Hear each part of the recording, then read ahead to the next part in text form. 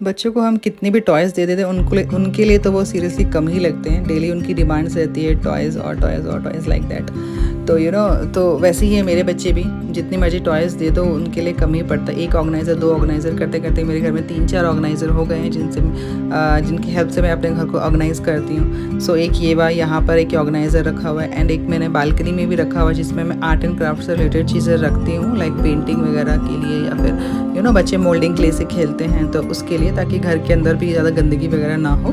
तो यहाँ पे इस टाइप के टॉयज़ है वो रखती हूँ, बाहर में आर्ट एंड क्राफ्ट के लिए रखती हूँ। सो यही सारी चीज़ें हैं गाइस। अगर हम घर को ऑर्गेनाइज नहीं करेंगे तो काफ़ी मेसी हो जाएगा।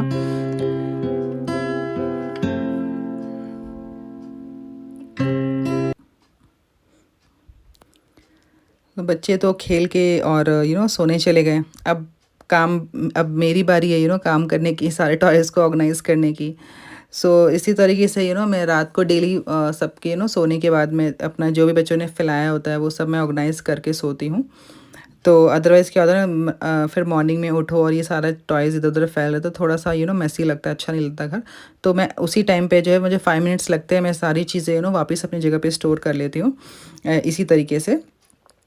तो ऑर्गेनाइज़ करना घर को ना, ये एक दिन का काम नहीं है, ये बेसिकली छोटी-छोटी हैबिट्स है जिसको हमें फॉलो करना होता है डेली बेसिस पे, तब जाके हमारा घर जो है ना नीट एंड क्लीन और ऑर्गेनाइज़ वे में बना रहता है। अगर हम इन स्टेप्स को फॉलो नहीं करेंगे तो हमारा घर बहुत चैलेंजिंग हो जाएगा ऑर्गेनाइज़ करके रखना। तो पहले मैं इस तरह की फैब्रिक बास्केट यूज़ करती थी या फिर प्लास्टिक बास्केट यूज़ करती थी टॉयज़ को ऑर्गेनाइज़ करने के लिए। ये अभी मेरा फट गया है।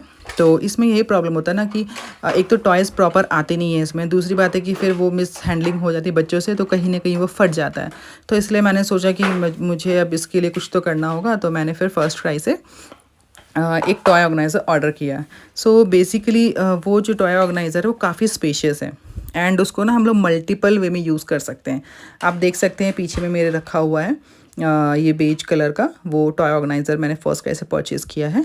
सो ये काफ़ी स्पेशियस है, एंड इसको ना हम लोग मल्टीपल वेज में यूज़ कर सकते हैं। लाइक अभी तो हम टॉयज़ ऑर्गेनाइज़ कर सकते हैं, एंड इन फ्यूचर जब बच्चे बड़े होंगे तो हम किड्स रूम में एज अ बुक शेल्फ या बुक ऑर्गेनाइज़र के तौर पे यूज़ कर सकते हैं। सारे बुक्स वगैरह बच्चों की आर्ट एंड क्राफ्ट से रिलेटेड चीज़ें वगैरह सब इसमें ऑर्गेनाइज करके रख सकते हैं। रूम देखने में भी काफ़ी क्लासी लगेगा, एंड जो चीज़ें वो ऑर्गेनाइज रहेगी। तो यहाँ पर अभी मैंने इसके कुछ बुक्स और ज्योमेट्री बॉक्स रखा हुआ है। ये जो है नीचे का स्पेस है, काफ़ी सारी जो जैसे बड़े-बड़े टेडी बियर वगैरह और ये सब चीज़ें रखने के लिए। मेरे बच्चे तो खैर टेडी बियर वगैरह से नहीं खेलते हैं, तो जिनके बच्चे खेलते हैं उनके लिए अच्छा है ये स्पेस दिया हुआ है, बड़े टेडी बियर वगैरह इसमें फिट हो जाएंगे ईजिली। एंड यहाँ पे आप देखिए बास्केट्स वगैरह हैं, और ये रिमूवेबल बास्केट्स हैं। तो ये मुझे इसकी काफ़ी अच्छी बात लगी, इसमें सारी चीज़ें आप डाल के वापस रख लो। आपको इस रूम से किसी और रूम में जाना है लेकर के, या बच्चे यहाँ से वहाँ लेकर जाते रहते हैं, सो ईजिली आप वो बच्चे कहीं भी लेके जा सकते हैं। एंड इसकी क्वालिटी काफ़ी अच्छी क्वालिटी है। ये है तो प्लास्टिक का, बट बहुत ही ज़्यादा स्टर्डी है, बहुत अच्छी इसकी क्वालिटी मुझे लगी है।